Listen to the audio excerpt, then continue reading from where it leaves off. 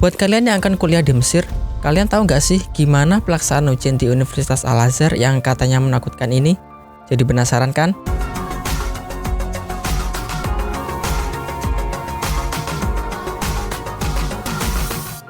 Assalamualaikum, saya Kakak Maah. Di video ini aku akan sharing pengalamanku ketika ujian Azhar, dari pertama kali ujian sampai di semester akhir ini. So jangan di skip ya, pastikan tonton video ini sampai habis.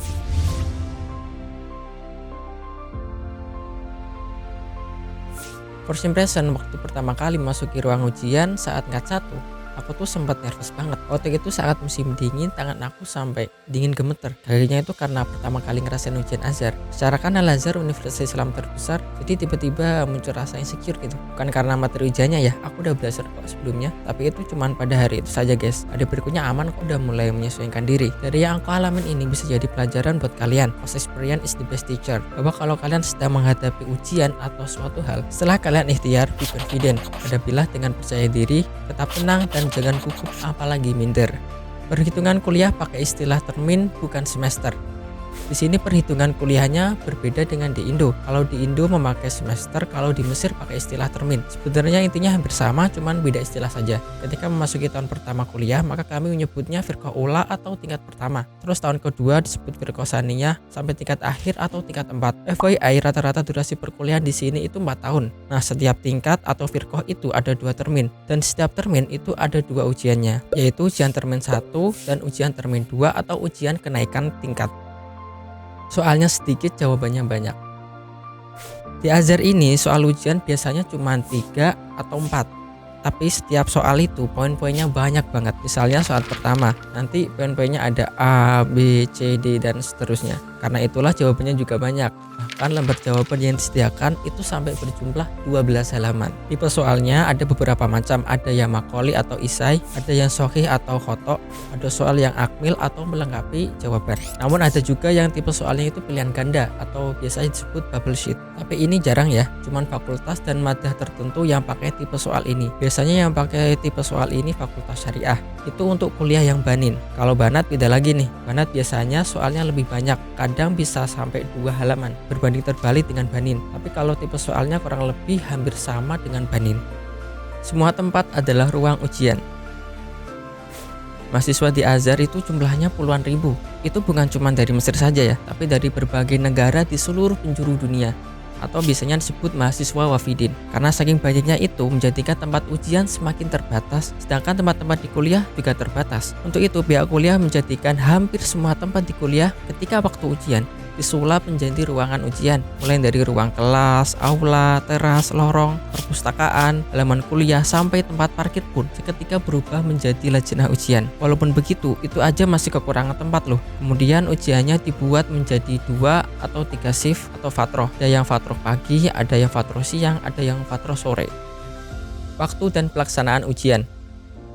Ujian termin 1 biasanya diadakan sekitar bulan Januari sampai awal Februari, bertepatan dengan musim dingin. Nah, saat-saat itulah di Mesir sedang puncak-puncaknya musim dingin, kadang sampai 7 derajat atau sampai hujan es. Sedangkan ujian termin 2 biasanya diadakan sekitar bulan akhir Mei sampai Juni, kadang bertepatan juga dengan puncaknya musim panas, yang kalau sedang puncaknya nih, panasnya sampai 40-an derajat. Hal itu menjadikan ujian di Azhar itu terasa lebih berat. Bayangkan, di tengah hiruk pikuknya belajar mempersiapkan ujian, kita harus menghadapi gempuran ekstrimnya iklim Kairo. Itu cukup challenging, apalagi buat kita yang tinggal di negara tropis. Biasanya sebulan sebelum ujian, kegiatan-kegiatan atau organisasi diliburkan atau ditawakufkan. Ujian termin 1 diadakan selama sekitar 2 minggu, ada juga yang 3 minggu. Kalau yang 2 minggu biasanya sistem ujiannya itu selang-seling atau Daud. Maksudnya gini, misalnya hari ini ujian, besoknya break, besoknya lagi ujian, dan seterusnya. Biasanya dalam seminggu ada 3 madah yang diujikan. Metode ini biasanya terdapat pada Fakultas Usuluddin dan Lungguh. Kalau yang selesai 3 minggu, sistemnya dalam seminggu ada 2 kali ujian. Sistem ini biasanya dipakai sama Fakultas Syariah. Pada termin 1, madah atau materi pelajaran yang diujikan 5-6 madah. Sedangkan untuk termin 2, madah yang diujikan sekitar 9-13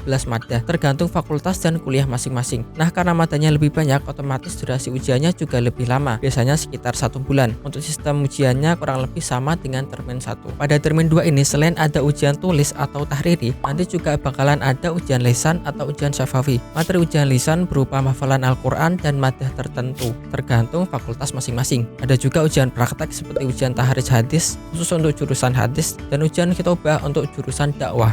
Kadang kita dikasih surprise dengan jadwal ujian yang mendadak. Ada kalanya waktunya dimajukan atau mundur. Itu persis kayak yang terjadi 1 dan 2 tahun kemarin, dimana ketika akhir bulan Ramadan tiba-tiba aja ada pengumuman bahwa 40 hari lagi ujian nih. Gimana?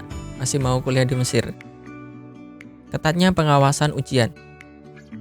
Ketika waktu ujian, dalam setiap ruangan atau lejina ujian dengan peserta sekitar 15-20 orang itu diawasi oleh 1-2 pengawas. Biasanya juga ada dokter atau dekan kuliah yang keliling ke ruangan ujian. Pengawas itu hanya membagikan lembaran jawaban, sedangkan lembar soal nanti dokter kuliahlah yang membawanya dan baru dikasih ke pengawas untuk dibagikan ketika ujian sudah dimulai. Ini bertujuan untuk memastikan kerahasiaan dan keamanan dari soal ujiannya. Kalau ujian sudah berlangsung, tidak diperbolehkan membawa HP dan tidak boleh mencontek. Kalau ketahuan, konsekuensinya bisa rosip atau tidak lulus di mada yang diujikan itu. Serta kalian jangan telat pula karena tidak diperbolehkan memasuki ruang ujian ketika ujian sudah dimulai. Sebaiknya 30 menit sebelum ujian sudah berada di kuliah. Sistem penilaian.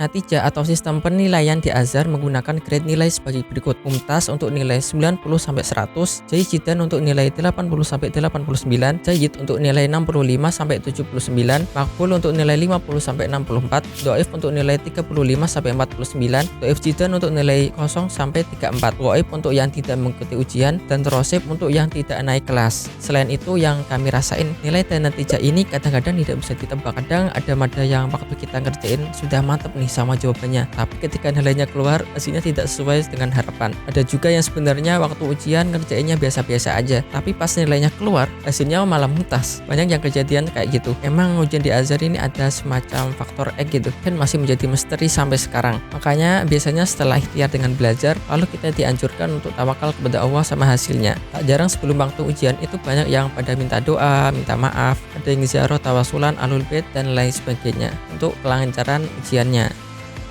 Fun fact, penjual teh keliling di tengah waktu ujian. Ada yang unik nih sama ujian di Azhar.